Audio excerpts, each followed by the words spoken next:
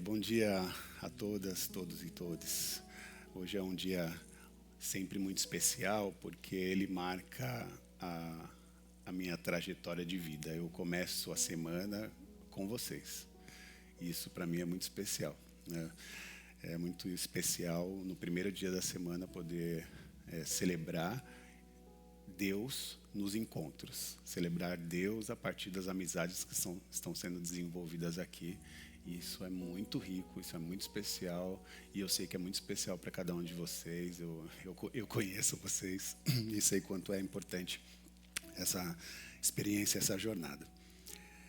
E eu desejei compartilhar com vocês um texto. Gostaria que vocês abrissem a Bíblia Sagrada em João, nos Evangelhos, João capítulo 4.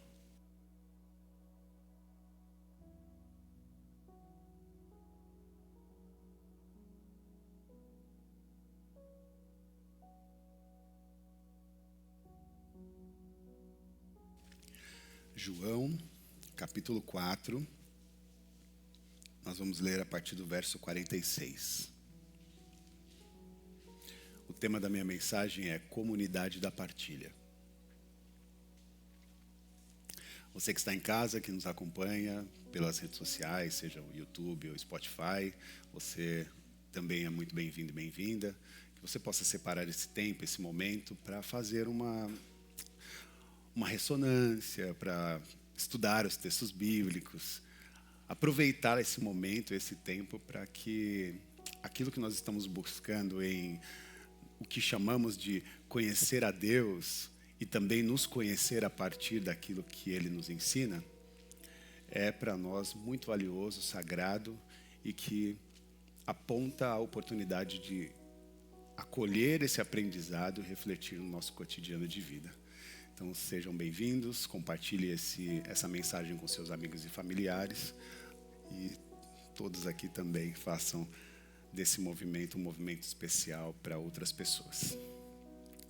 Todos acharam? João capítulo 4, versículo 46, diz assim: Mais uma vez, ele, Jesus, visitou Caná da Galileia, onde tinha transformado água em vinho.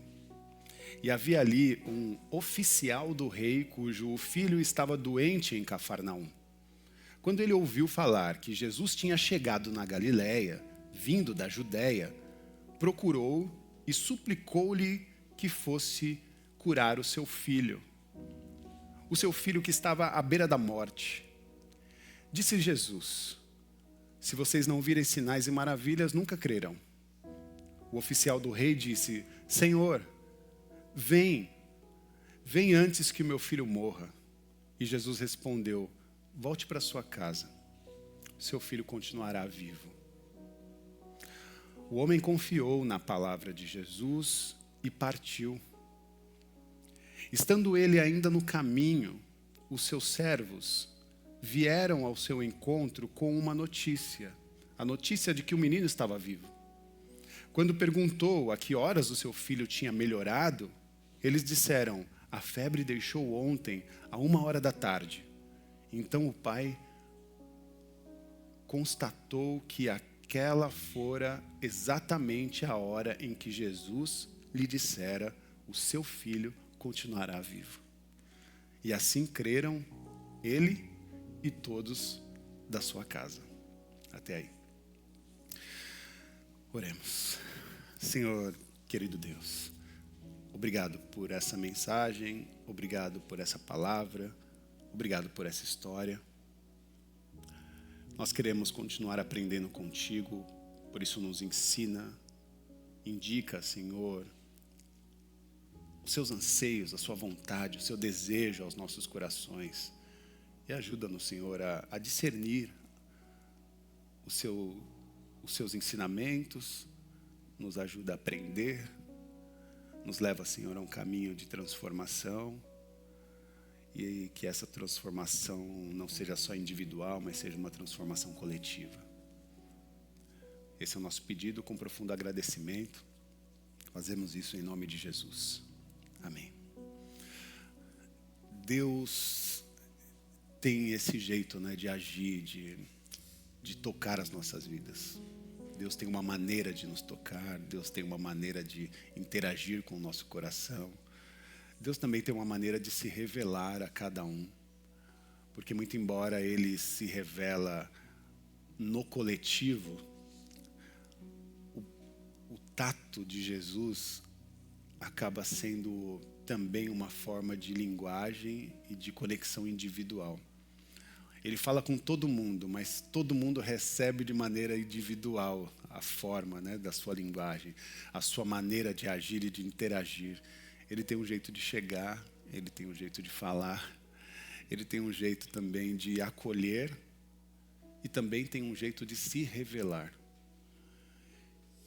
Falo isso porque a forma como ele acolhe, como ele se revela, como ele fala com cada um dos indivíduos ou cada um de nós, fala a partir da nossa trajetória, da nossa história, da nossa jornada cotidiana.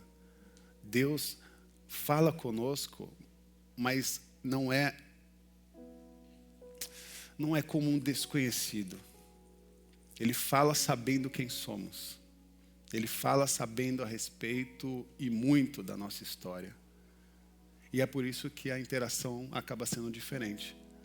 Uma mesma mensagem como essa toca o coração do Jefferson de uma maneira, toca o coração da Raquel de outra maneira, mas é porque Deus está falando para o coletivo, mas essa fala atravessa a nossa individualidade, a nossa trajetória de vida, a nossa história, né?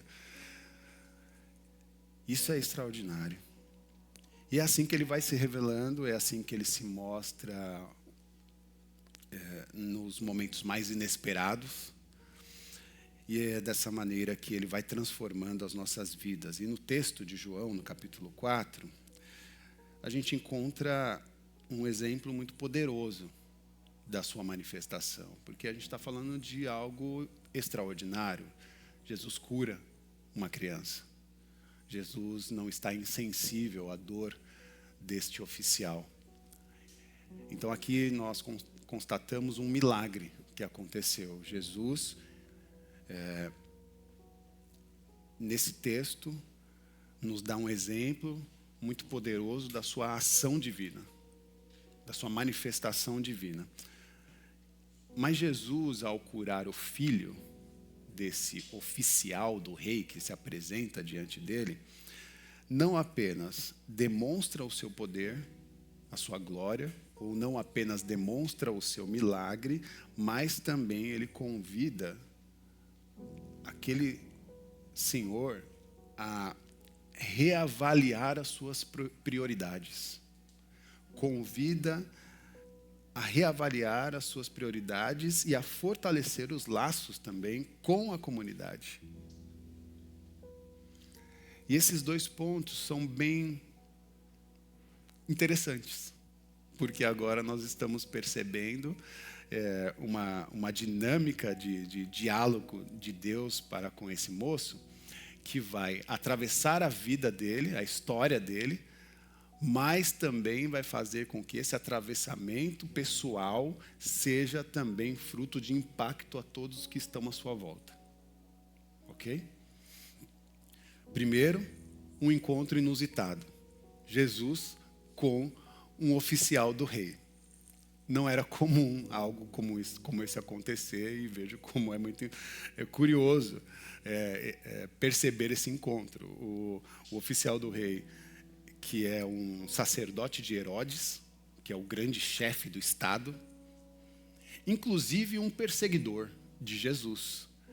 Um perseguidor porque Jesus estava afetando o status quo da sua época, do seu território. Jesus não era uma presença agradável para Herodes. Jesus não era uma presença agradável. Jesus não era uma presença agradável para a forma como o Estado regia aquela sociedade. Jesus estava sempre conversando com pessoas simples. E essa figura que encontra Jesus, que é de uma posição social, né, relevante para o seu contexto. Nós estamos falando de um sacerdote que tinha contato direto com Herodes. Nós estamos falando de alguém que tinha o número do telefone do presidente, para usar como exemplo. Quem tem o número do presidente aí, me diga agora. Nem vai falar, né? Segredo? Tudo bem. O que eu estou dizendo é que esse oficial do rei tinha um poder de influência e uma capacidade de acesso que o povo não tinha. E nós estamos falando que esse mesmo oficial que tinha acesso a uma grande escala do poder não tinha encontrado um caminho que trouxesse cura para o seu filho que estava doente. Certo? Porque nós compreendemos na sociedade em que nós vivemos que há muitas enfermidades que nos abatem que poderiam ser resolvidas se nós tivéssemos o mínimo de possibilidade e de acesso a uma saúde qualificada. Mas também compreendemos que todo o processo que rege, né, a nossa sociedade nos afasta também de certos privilégios de acesso a coisas que deveriam ser comum a todos, que é a saúde. É claro que eu não estou tirando o mérito de uma organização e de um trabalho que o SUS faz. Isso já é extraordinário. Mas nós sabemos também que existem ações qualificadas para um grupo específico, né, que tem um cuidado muito maior. E por que isso não afeta toda a sociedade? É nesse ponto que esse oficial do rei chega. Ele tem acesso ao Einstein, sabe, a hora que ele quiser. Ele tem acesso, era só bater um telefone. Estou brincando aqui com o tempo, né, gente? Não tinha telefone naquela época. E nem Einstein. E aí, dentro desse processo,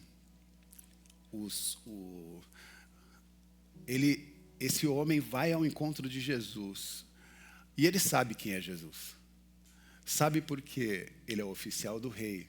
E Jesus era um andarilho que estava causando confusão para aquilo que o Herodes gostaria de implicar sobre aquela sociedade, sobre aquele povo. E ele vai de encontro àquele andarilho que está causando confusão. E quando ele identifica os relatórios, qual é a confusão que ele está causando? Ele está falando com o baixo clero, ele está falando com os que estão invisibilizados, ele está falando com os que estão doentes, os que estão sobrecarregados, ele está falando com as prostitutas, com os mendigos, ou seja, as pessoas que vivem em situação de rua, que não têm um lugar onde repousar a sua cabeça. Ele está se conectando com essas pessoas, e mais do que se conectar, mais do que conversar, do que se relacionar, ele está curando essas pessoas. Ele está provocando ciúmes no Estado, porque o Estado tem que curar. O Estado é o Deus para as pessoas. O Estado é o poder maior. Ninguém pode interferir no poder maior. E Jesus é esse ponto de incômodo a Herodes. Mas o oficial do rei, que deveria perseguir Jesus, vai ao encontro de Jesus com outras intenções. Porque ele identifica, se esse moço está curando as pessoas da forma que está, ele também pode fazer um milagre para o meu filho. E aí nota-se também que Herodes, ou que o oficial do rei não está indo ao encontro de Jesus para ser salvo. Ele não está em busca de salvação, ele está em busca da cura para o seu filho. Bom, esse momento acontece. Já falamos dessa figura importante, desse momento curioso de um encontro de Jesus que acontece com uma pessoa de alto escalão, mas destona da sua caminhada, porque ele está sempre falando com gente simples, com gente da sociedade, gente da gente como a gente. E aí, o que nos leva a gerar alguns questionamentos é quais são as prioridades que que nós temos? Quais são as prioridades que nós carregamos quando chegamos num lugar como esse? Quais são as prioridades que você carrega, que você tem, quando você diz ou sai da sua casa vindo ao encontro de Jesus? Eu penso que a provocação de Jesus para esse oficial do rei é também uma provocação para cada um de nós. Qual é a sua prioridade? Porque em determinado momento é muito solar compreender que as prioridades desse oficial do rei eram outras. Era manter o seu status quo, a sua posição diante da sociedade, era fazer o seu trabalho acontecer como ele deve ser, porque ninguém chega a ser o soldado do rei de alto escalão fazendo as coisas de maneira mediana. Não, exige-se sempre mais. E é certo que assim ele fazia. E pode ser que ele estava cuidando das coisas com tamanho furor que ele, em um determinado momento, perdeu a oportunidade ou a sensibilidade de compreender o que lhe é importante. Isso acontece com a gente. A gente está muito mais preocupado, e por conta não só dos nossos anseios, por conta da pressão social, das demandas urgentes que acontecem. E a gente fica atravessado de tal maneira em que toda a nossa trajetória de vida, ela quer responder às urgências. As urgências do trabalho, as urgências das metas que precisam ser atingidas, as urgências do cotidiano que está batendo a porta. Amanhã, segunda-feira, algo tem que ser feito. E o que não foi feito tem que ser retomado. Essas são as urgências das tratativas, do lobby, né, do posicionamento que você vai ter que fazer e desenvolver para o seu trabalho, para a sua empresa. Amanhã começam as urgências, elas já estão na agenda. Só que a gente vai moldando a nossa dinâmica de ser a partir destas agendas. E é sobre isso que eu estou falando. Quais são as suas prioridades? Porque pode ser que você chegue até Jesus exigindo dele uma prioridade no campo das urgências. E Deus está preocupado em atender as prioridades no campo do que é importante. Eu brinco com essas palavras da urgência e da importância, fazendo referência ao Cortella, que foi ele que foi através dele que eu ouvia essa expressão, né? O que é urgente? Já disse, as nossas agendas que nos atravessam. Mas o que é importante? Importante é a palavra que a própria palavra diz, aquilo que você importa. Importa para onde? Para dentro. Quem são as pessoas importantes para você? O que é importante? O que você importa ao seu coração? Ou o que você deveria importar? Porque aí pode ser que você está cedendo um espaço de importância para alguém, para algo que é urgente. Isso está te atravessando de sobremaneira que você já não tem mais a sensibilidade de compreender o todo. E aí você só para quando a parada aperta. E é o que aconteceu com esse moço, o trabalho, o status quo, os bens materiais, tudo, sustentar tudo aquilo que ele desenvolveu, era também uma forma de negligenciar as relações mais íntimas e valiosas que estavam diante dele.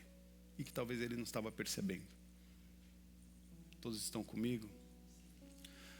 Provavelmente esse moço, esgotado de todas as possibilidades de tentativas de curar o seu filho, ele finalmente desce de todas essas estruturas.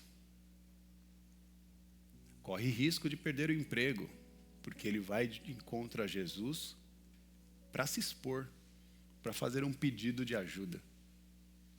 Desce das suas estruturas, desce dos seus status e ele agora vai ao encontro daquele andarilho que não tem onde repousar sua cabeça, que está se conectando com gente que, para o Estado, é só mais um número. Para vocês conseguirem compreender o contexto, Cafarnaum é a cidade que está à beira da Galileia, ou melhor, do Mar da Galileia, para quem estava aqui domingo passado. O Mar da Galileia, Cafarnaum está bem próximo. E era um território ali que ele é meio que tem 8 saídas, né? Octasional, não sei se eu acertei a palavra, mas ele tem 8 saídas, e ele era um trajeto em que a pesca, né, geria aquele espaço, e ali era a porta de saída para a Síria, para o Egito, para a região de Israel, né, para o norte de Israel, toda aquela... Era uma região muito forte e muito controlada também.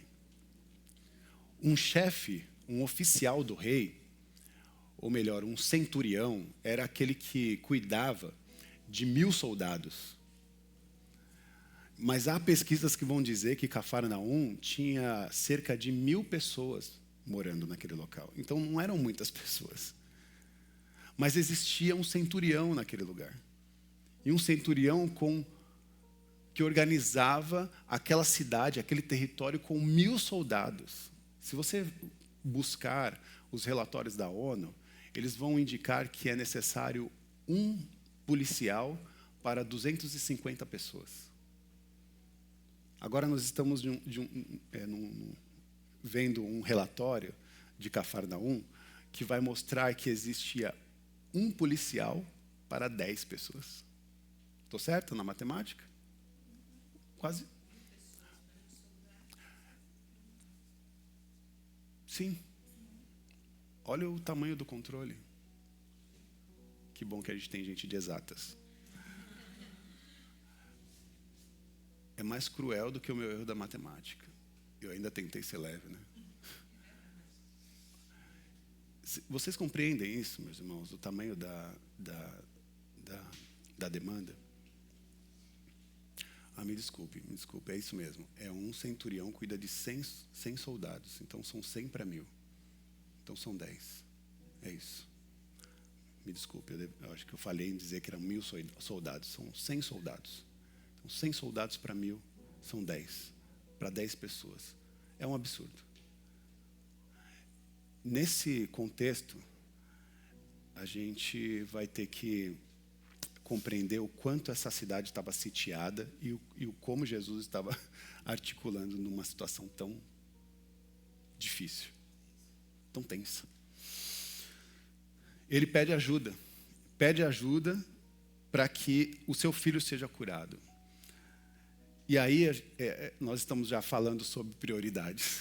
A prioridade do coração desse oficial do rei é dizer que, de fato, agora ele está se despindo de todos os seus, dos seus privilégios, indo de encontro a Jesus, porque identificou em Jesus uma sabedoria, identificou em Jesus um movimento atípico e identificou em Jesus uma atuação de transformação, de cura, e que, a partir desse diagnóstico, havia algo ali que ele necessitava, e ele fala, eu vou falar com ele.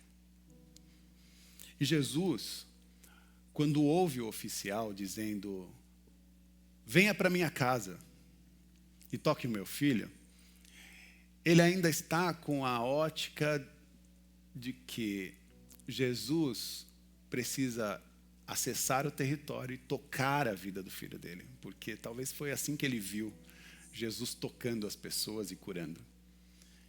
E aí ele faz uma determinação, Jesus, vem para minha casa, porque o meu filho está morrendo. É como se ele dissesse, não há mais recursos e eu não quero que o meu filho morra. Então vá até a minha casa. Mas Jesus responde para ele de uma maneira diferente do convite. Porque ele diz, vem para a minha casa. E Jesus responde, volte para a sua casa. Porque o seu filho será curado. Volte para a sua casa que o seu filho estará curado. E isso é extraordinário. Há muitos momentos que a gente acha que a cura é necessária se Jesus tocar, se Jesus acessar o espaço.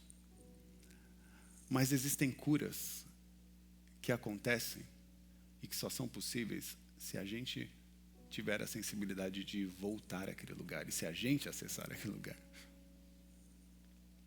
Quando Jesus fala, volta para a sua casa, é como se ele estivesse dizendo, você fez um bom caminho, chegou até mim.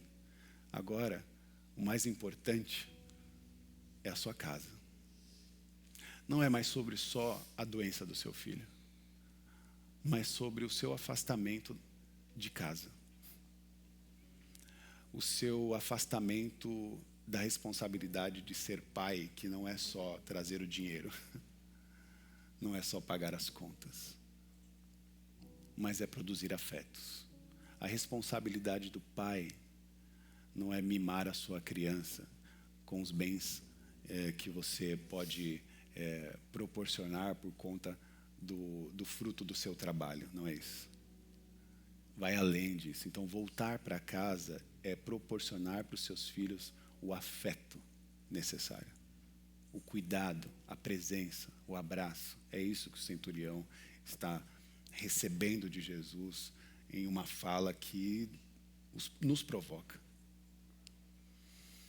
Ele nos convida a reavaliar as nossas prioridades, ele nos convida a reconhecer a importância da família, ele nos convida a reconhecer a importância dos nossos amigos, ele nos convida a reconhecer a importância da comunidade.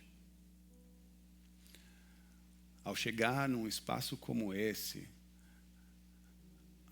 Jesus nos convida a reconhecer a importância daquilo que estamos construindo e que chamamos de igreja, a nossa responsabilidade com a comunidade. Não é mais sobre o que eu penso, não é sobre mim, mas é sobre nós. Voltar para casa é voltar para os seus afetos. Voltar para casa é voltar para a sua responsabilidade de dar afeto e de produzir afeto em todos que estão à sua volta. E se responsabilizar também a compreender que a dor que ele sente pode ser até diferente daquele que está ao seu lado, mas elas se assemelham. De alguma maneira, de alguma forma, elas se conectam. E o caminho da transformação, da cura, acontece nesse lugar que eu chamo de zona de acolhimento. Volte para a sua casa. Você colocou bastante gente lá para cuidar do seu filho, né? Porque é o que acontece. Os serviçais vão de encontro àquele moço no meio do caminho. Então, nós estamos falando de um território. Agora já lembramos que não tinha internet, não tinha Wi-Fi. Esse moço conversou com Jesus. Jesus disse, volte para sua casa que seu filho será curado. Ele parte para uma jornada longa até a sua casa, a ponto de que o momento que ele falou com Jesus já tinha passado algumas horas e os seus serviçais encontram no meio do caminho e diz, olha, temos uma boa notícia, o seu filho está curado. Ou seja, ele nem chegou em casa, mas só o movimento de voltar para casa, aquele posicionamento gerou uma transformação. E é no meio do caminho que ele recebe uma boa notícia e ele fala, mas que hora que isso aconteceu? E os serviçais dizem, foi mais ou menos, me ajudem aí, 13h. E ele fala, foi nessa hora que eu estava falando com o mestre. foi nessa hora que o milagre aconteceu. Foi nessa hora que eu abri mão do meu status quo, que eu abri mão das minhas urgências e voltei e vim com o coração fervendo para minha casa, para minha família, para aquilo que me é importante. Volte para sua casa, o seu filho continuará vivo.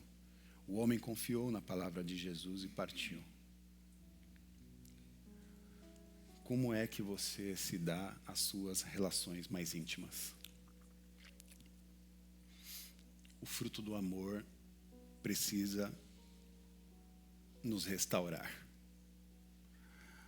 A cura do filho do oficial é uma prova muito concreta do poder de Deus e dessa importante jornada de fé que nos retoma aos nossos afetos. A verdadeira transformação, ela vai residir nessa mudança de paradigma ou de perspectiva. E o que eu quero provocar no coração de cada um de vocês é a oportunidade de priorizar o amor, priorizar seus afetos e fortalecer os seus vínculos na comunidade. Fortalecer os seus vínculos em comunidade. Não tome uma decisão a partir dos seus anseios pessoais, mas faça uma profunda análise se isso que você está fazendo é para o bem comum ou é só para o seu bem. É só para responder uma falta pessoal ou é para corresponder uma dor da comunidade, para corresponder uma dor da família, do contexto dos seus afetos? Vocês podem me compreender quando eu digo isso? Quando nós estamos voltando para casa, nós estamos respondendo não só uma situação específica, que é a cura, no caso do seu filho, mas é a cura de toda a família, voltar para aquele afeto e reconstruir aquilo que foi deixado, derrubado, quebrado. É isso que Jesus está fazendo, é um milagre muito maior. Por isso a necessidade da gente ampliar o nosso olhar e perceber que o movimento de Jesus não tem um fim em si mesmo, não tem um fim no fato que a gente observa, mas tem transformações gigantescas que só ampliando o olhar do território, do tempo, do espaço e das relações, para que a gente possa compreender a grandiosidade da ação que ele está produzindo naquele contexto. Jesus inicia uma conversa com esse homem falando de prioridades. E quais são as nossas prioridades? Vá para casa. Volte para os seus afetos. Quais são as nossas prioridades? Vai lá e vê o que é importante. Volta para o seu coração. Volta para as pessoas que você ama. Volta para as pessoas que você deve amor, cuidado, carinho, abraço, boa conversa. Um tempo de qualidade para boas risadas, para a gente rir ou para a gente chorar junto. Mas faça desse movimento um movimento transformador e de cura. Uma cura que não vai ser só para a causa que você veio buscar. Mas é uma cura que vai ser para a causa, mas impactando primeiramente você, impactando também as pessoas que convivem contigo. Se domingo passado nós aprendemos que o oposto da fé é o medo, hoje o que fica de aprendizado para nós é entender que o oposto do amor é a indiferença. O oposto do amor é a indiferença. Quando a gente não mais considera. Quando a gente falta. Quando a gente não faz mais essa gestão, né, das nossas urgências e daquilo que é importante. E são essas coisas que nos impedem a construir, né, as nossas relações mais autênticas. E é triste chegar nesse lugar. Que o Senhor nos ajude a sermos todos transformados para esse lugar em que nós crescemos a partir do momento que a nossa fé é fortalecida, ressignificada e não mais um instrumento de empecilho para a construção das nossas relações. A indiferença, ela nos torna pessoas frias, a indiferença nos torna pessoas ruins, porque a gente começa a responder as coisas a partir do nosso próprio anseio e a gente atravessa as pessoas sem responsabilidade nenhuma. A gente fala o que dá na telha, preocupado em atender o que está acontecendo aqui dentro, que a gente nem sabe o que é, e vai machucando todo mundo que está à nossa volta, porque a gente está querendo devorar o nosso santo graal, a gente está tentando devorar a santidade que era para todos, e a gente está querendo comer sozinho. A gente está correndo para a mesa para comer o pão e o vinho sem compartilhar com ninguém. É isso que acontece. E não é isso que Jesus quer que aconteça. Se você foi machucada, ferida por um atravessamento como esse, saiba que Jesus está abrindo caminhos e possibilidades de transformação para a nossa trajetória. E nos dando um lugar na mesa e reparando aqueles e aquelas que tentaram bagunçar aquilo que ele construiu. Que tentaram ou estão tentando derrubar aquilo que Deus, né, desenvolveu, criou, transformou. Finalizo dizendo que é esse convite. Um convite para a gente, de fato, realizar um autoexame, um exame da nossa consciência, reavaliando as nossas prioridades e fazendo perguntas simples que exigem de nós respostas complexas. O que é importante para a gente? Quem são as pessoas que merecem a nossa atenção? Pergunta simples. Você está lutando por quem? Quem é o alvo da sua luta, do seu esforço? A gente vai precisar fazer uma ressonância, nos fazer essas perguntas, e eu convido a todas e todos para essa jornada de autoexame. Dedique tempo e energia para cultivar os seus afetos. Dedique tempo e energia para cultivar relacionamentos saudáveis. Tempo e energia para fortalecer os seus laços nesse lugar aqui que a gente chama de comunidade. Se amanhã você não voltar, quem sentirá a sua falta? Isso vai responder a partir dos afetos que você construiu. Sabe? Já pensou chegar em casa e ninguém sentir a sua falta depois de uma longa viagem? Já pensou retornar num lugar e que você esteve por anos e não conseguiu desenvolver um afeto genuíno a ponto de sentir esse grande vazio? Talvez o oficial estava nessa condição, não se percebendo, não se entendendo e nem entendendo por que o caos estava instalado dentro da sua casa, da sua família. Nós precisamos dedicar um esforço maior nesse lugar que nós estamos construindo, nos laços que nós estamos construindo em comunidade. Que você seja uma pessoa dedicada, que você seja uma pessoa dedicada a proporcionar essa construção genuína, né, e transformadora para quem a gente ama. É primeiro para eles. Se eles estiverem bem, a gente vai estar bem. Se a nossa família estiver bem, tudo vai bem. Se as pessoas que nós amamos estão bem, todos estarão bem. Eu quero orar com você.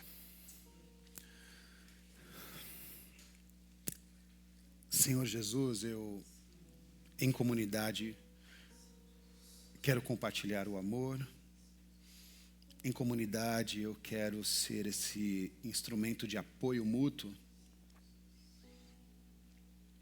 Quero ser essa chave de transformação e de renovação para as vidas que impactam o meu coração e que não me deixam desistir. Me ensina a priorizar a vida realmente ao que me importa, a priorizar a vida a realmente aquilo ou para a quem eu estou lutando, eu estou correndo, eu estou dedicando os meus esforços. Mas não me deixe perdido nas urgências, nas demandas, mas me ensina a voltar para casa. Me ensina, Senhor, a voltar para os meus afetos. Me ensina a ser uma pessoa mais humana. Me tira, Senhor, do lugar da frieza, da não compreensão. Me tira desse lugar em que eu não consigo mais produzir a fraternidade. Me tira, mas me dá um coração fraterno, me dá um coração cheio da presença de Deus. Me dá, Senhor, um coração que me expõe a construir um mundo mais humano, mais cuidadoso, mais amável. Ajuda-nos, Senhor. É a oração da comunidade. A oração para a comunidade. Que Ele nos encha do seu amor e do seu vigor para uma semana de cura e de transformação nos espaços onde colocamos a planta dos nossos pés. Que Deus nos abençoe. Que o amor de Deus, que a graça do Senhor Jesus Cristo, que as consolações do Espírito Santo estejam sobre a vida de todas e todos. Que você volte para casa munido de paz, de amor, de cumplicidade, de sensibilidade. Que você volte para casa com o coração aquecido e inspirado por um Deus que nos visita e nos orienta para uma volta aos nossos afetos. Que Deus nos abençoe. Amém, amém e amém.